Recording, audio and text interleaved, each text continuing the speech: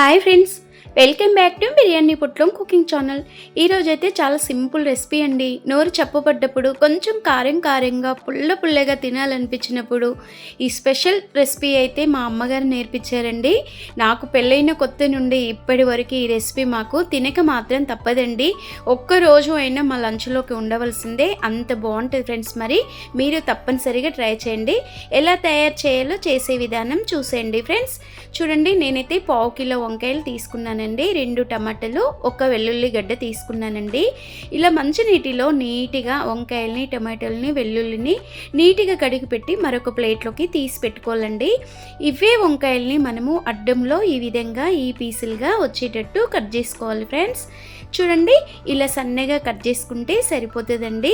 ఇలా అడ్డంలో మాత్రం కట్ చేసుకోండి, పర్ఫెక్ట్గా వచ్చేస్తుంది ఈ రెసిపీ మాత్రం.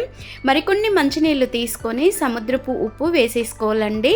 ఇలా సన్నగా తరిగిన అడ్డంలో వంకాయ ముక్కలు ఈ విధంగా వేసుకొని మరోసారి సాల్ట్ వేసిన దాంట్లో నీట్గా కడిగి పెట్టి పక్కకు పెట్టేసుకోవాలి ఫ్రెండ్స్. చూడండి, నేనైతే కనీసం 100 గ్రాముల ఎండుమిర్చి తీసుకున్నానండి. ఈ రెసిపీకి వచ్చేసి ఎండుమిర్చి అండి చాలా టేస్టీగా, నోటికి కమ్మగా ఉంటుందండి. ఈ 2 టమాటాలను కూడా ఈ సైజులో ఈ పీసులు వచ్చేటట్టు కట్ చేసుకొని ఇవి కూడా మనము పక్కకు పెట్టేసుకోవాలండి. స్టవ్ వెలిగించుకొని చిన్నపాటి కడాయి పెట్టుకొని దాంట్లో మనము 20 నుండి 25 గ్రాముల నువ్వులు మాత్రం వేపుకోవాలండి. నువ్వులు ఇలా దోరగా వేపేసుకోవాలి, మంట మాత్రం చిన్నగా పెట్టి. ఈ బ్రౌన్ కలర్లో నువ్వులు వస్తే చాలు అండి. నువ్వులు అనేది బాగా పొంగినట్టు అవుతుంది కదా, పొట్ట ఉబ్బినట్టు. అప్పుడు వచ్చినప్పుడు స్టవ్ కట్టేసుకొని ఒక ప్లేట్లోకి తీసుకొని చల్లారి పెట్టేసుకోవాలి. అదే గిన్నెలో మనము కావలసినంత ఆయిల్ వేసుకోవాలండి. తొడిమలు తీసిన నీట్గా కడిగి పెట్టిన వెండిమిర్చి మాత్రం ఇలా మంట సిమ్ములో పెట్టి వేపేసుకోవాలి ఫ్రెండ్స్. మంట సిమ్ములో పెట్టడం మూలంగా ఈ డ్రై మిర్చి చక్కగా వేగిపోతాయి. 2 కరివేపాకు రిబ్బలు మాత్రం నీట్గా కడిగి పెట్టి వేసుకోవాలి ఫ్రెండ్స్. ఇది వేయడం మూలంగా టేస్ట్ మాత్రం సూపర్గా ఉంటుందండి. 1 వెల్లుల్లి రిబ్బ మొత్తం వేసుకున్నాను నేను. 10 గల వెల్లుల్లి రిబ్బలు పొట్టు తీయకుండా వేసుకోండి, పొట్టుతో మాత్రం భలే టేస్ట్గా వచ్చేస్తుంది. ఈ విధంగా మనము డ్రై మిర్చి, కరివేపాకు, వెండిమిర్చి వేపేసుకొని పక్కకు పెట్టేసుకోవాలండి వెల్లుల్లి రిబ్బలతో సహా. ఇవి కూడా చల్లారిపోతాయండి.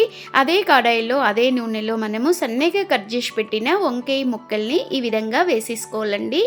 ఇవి కాస్త వంకాయలు నిగనిగలాడుతున్నాయి కదండి, వెనకాల ముందు వైపు ముఖం మార్చినట్టు కాగానే మనం కట్ చేసిన టమాటో ముక్కలు వేసేసుకోవాలి. 2 రెబ్బల చింతపండు మాత్రం వేసుకోవాలండి. టేస్ట్ మాత్రం కాస్త పుల్లగా ఉంటుంది కనుక టేస్ట్ ఇంకా బాగుంటుందండి. రుచికి సరిపడ సాల్ట్ ఈ వంకాయ ముక్కల్లోనే వేసుకోవాలండి, మళ్ళీ వేయకూడదు. ఒకవేళ సప్పగా ఉంది అనిపిస్తే, టేస్ట్కి సరిపోలేదు అనుకుంటే కాస్త ఎక్కువ వేసుకోండి మీరు. 5 నిమిషాలు మూత పెట్టి తీసిన తర్వాత వంకాయ ముక్కలు, టమాటో ముక్కలు ఈ విధంగా మంచిగా మగ్గిపోయాయండి. చూడండి, నేను మాత్రం ఎక్కువ నూనె కూడా వేసుకోలేదు. ఇది స్పెషల్గా వారానికి 2-3 సార్లు మా ఇంట్లో ఉండవలసిందే ఫ్రెండ్స్. ఈ రెసిపీ వచ్చేసి అయితే అమ్మగారు చిన్నప్పటి నుండి చూసి నేను నేర్చుకున్నానండి. మా అమ్మగారు అయితే రోట్లో నూరేవాళ్ళండి, నేను మాత్రం ఫ్రెండ్స్ మిక్సీలో చేస్తున్నాను. ఇలా ఫస్ట్ మనము నువ్వులు గ్రైండర్ చేసుకున్న తర్వాత ఈ డ్రై మిర్చిని కూడా వేసుకోవాలండి. చిటికెడంత పసుపు మర్చిపోకండి ఫ్రెండ్స్.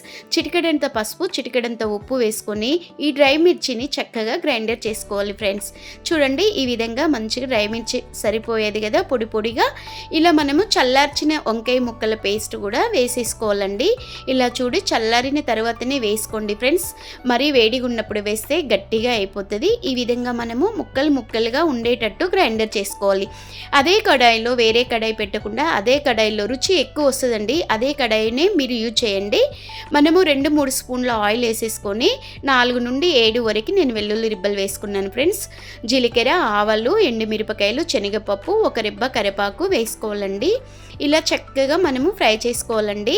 మంచిగా వెల్లుల్లి కమ్మగా ఇంటి నుండా వాసన కుమ్మేస్తుంది అనుకున్నప్పుడు కొంచెం ఇంగువ పొడి వేసుకోండి. ఈ పచ్చళ్ళలో మాత్రం అది భలే రుచి ఉంటుంది ఫ్రెండ్స్. చూడండి, ఈ విధంగా మనము వంకాయ పేస్టుని ఈ విధంగా వేసేసుకోవాలి. అప్పటికప్పుడు మన ఇంటికి అతిథులు వచ్చినప్పుడైనా కొత్తగా ఈ రెసిపీ చేసి పెట్టారనుకో, అమ్మా నీ కడుపు చల్లగుండా 4 బుక్కలు ఎక్కువ తిన్నామన్నంత టేస్టీగా ఉంటుంది ఫ్రెండ్స్.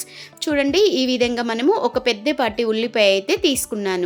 ఈ పెద్దపాటి ఉల్లిపాయని పొడుగులో కట్ చేసుకోండి ఫ్రెండ్స్, సన్న ముక్కలుగా కట్ చేసుకోకండి. ఈ వంకాయ పచ్చడికి ఈ ఉల్లిపాయలు వేయడం మూలంగానే భలే రుచిగా ఉంటుంది.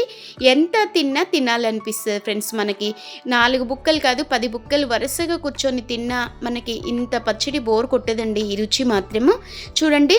మనం చేసి పెట్టిన పోపును పెట్టిన వంకాయ పచ్చడిలో మనం ఈ విధంగా పెద్దపాటి ఉల్లిపాయలు కలుపుకొని తింటే బుక్కకి అసలు ఏ నాన్ వెజ్ కూడా పనికిరాదండి. అంత బాగుంటుంది ఫ్రెండ్స్. మరి నోటికి పుల్లగా కాస్త కారంగా ఇలా ఉన్న పచ్చడిని అప్పుడప్పుడు మీరు చేసుకోండి. పచ్చిమిర్చితో కాకుండా ఎండుమిర్చితోనే చేసుకోండి ఫ్రెండ్స్. మీరు ట్రై చేయండి. ఒక లైక్ చేసి షేర్ చేసి మన ఛానల్ని సబ్స్క్రైబ్ చేయండి. Bye bye.